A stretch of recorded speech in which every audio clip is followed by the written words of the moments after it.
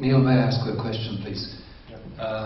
You have long contacts with Romania since many years, teaching in Bucharest, knowing things, coming back all over again, which is a good thing for us. Are you aware about the winning scheme of the competition Bucharest 2000 by von Gerkan, the Hamburger team? Are you aware about the scheme, about the project? No, I'm not. Not very much. Okay, because I wanted to ask you if you see a kind of a pre-digital city, pre-parametric development of that scheme, which was in a way intuitively developed in something which seems to be like a swarm intelligence development as shown today. But if you don't know the scheme, then I come back to another association. For example, I was thinking at Zaha Hadid's paintings in the early stages of her work in the 70s and in the 80s, for example. Do you think that it was somehow a premonition of this development? Because I see things which are somehow formally related to what they are studying now. Yeah, I mean, I think absolutely. I mean, there's been a genealogy to the work of Zaha. First, it was just Zaha doing her things. And then now there are 400 mini Zahas in the office. I mean, literally, it's become a kind of like way of working. I mean, Zaha, she just goes shopping and then she comes back in the afternoon to see what they've been doing. And she either throws a big tantrum or a small tantrum. If it's a big tantrum, they say, okay, we'll do it again. If it's only a small tantrum, they carry on. And now they've scripted Zaha's. Zaha's scripted. So, and you know, I think there's a kind of like a whole sort of process. But I think that there was a sensibility. A need to open up and because architecture, I always think architecture went through a crisis somewhere around the 70s and 80s. I think postmodernism, I don't know. It was almost like there was, what are we doing now, guys? And when I first started teaching in the early 90s, that was when people were doing the deconstruction stuff had come out, and there was a new sensibility, you know. There was a new reinvigoration of what architecture could be about in terms of the formal language. I'm actually more interested in processes, and what's interesting to me is actually that when you work with processes, actually you end up with something that doesn't look so dissimilar to what Zaha's been doing. But I think the point being that actually that in Zaha's office, although it was a stylistic thing first of all, now they are using certain sort of techniques that, if not totally based on the logic of Frei Otto, they still have some kind of logical sequence to them. And what's emerging, and some of the buildings also are working environmentally now. That's become one part of the logic of how they operate. So it is interesting how what began, I think, as you rightly say, as a kind of, in a way, just a stylistic kind of, you know, there's no point going back to modernism. At the same time, postmodernism had failed. So what do we do now? And you know, I think it was this fresh burst of formal inspiration that transformed the logic of architecture.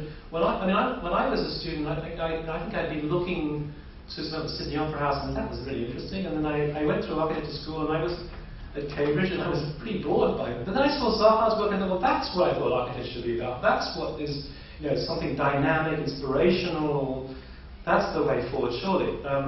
And now if you can kind of like, I think, work in a more intelligent way, using search systems, search algorithms that are going to produce things that actually also just happen to look interesting, then that seems to me the ideal combination of both worlds.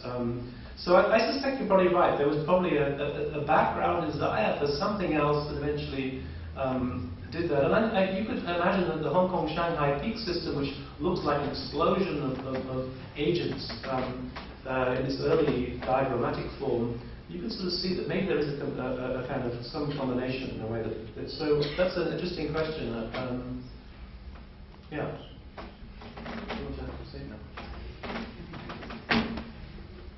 Hello. On Thursday you said parametricism isn't a movement, but when we talk about swarm urbanism, don't you think we can say that it's a movement because it introduces a new way of thinking about urbanism and a new way of patterning and making things more functional by using the movement and the dynamic of a swarm. Yeah, I say it wasn't. I think I meant it wasn't an ism, but I mean Patrick claims it is. Well, I mean the article is very interesting, and you should really pester Dalla to get a copy of it, because he makes a very forceful. Patrick makes a very forceful case for saying it is a new style, but he doesn't mean style as style.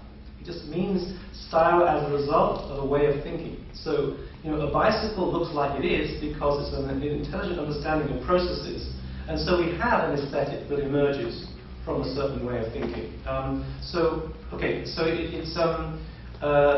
would say I would question whether it's a style, but it's certainly a new way of thinking. And paradoxically, of course, it's not a new way of thinking that's only about the contemporary world. It's about a new way of thinking of emergence. Anyway, is a way of thinking of how the cities emerged or things emerged over the whole of history. So, you know, I think Marrakesh that I showed you is really an example of how that logic operates. So, it's really, I think, it's a new sense of intelligence that is trying to listen to how actual systems operate and trying to then find a process that can follow into that logic. So, it is certainly a new sensibility. It's a new way of operating.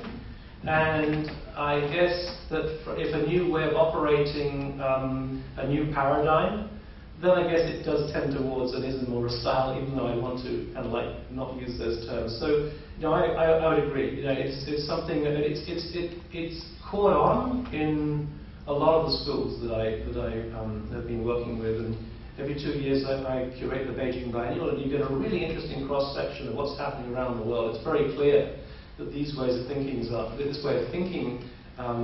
is really revolutionizing a lot of the way that people design. So, I mean, if you think it is a swarm itself, there's a swarm of people working with swarm intelligence that then eventually you identify the swarm. Actually, strangely, when you're in the swarm, you don't know you're in a swarm. All you see is, you know, birds on either side or fish on either side.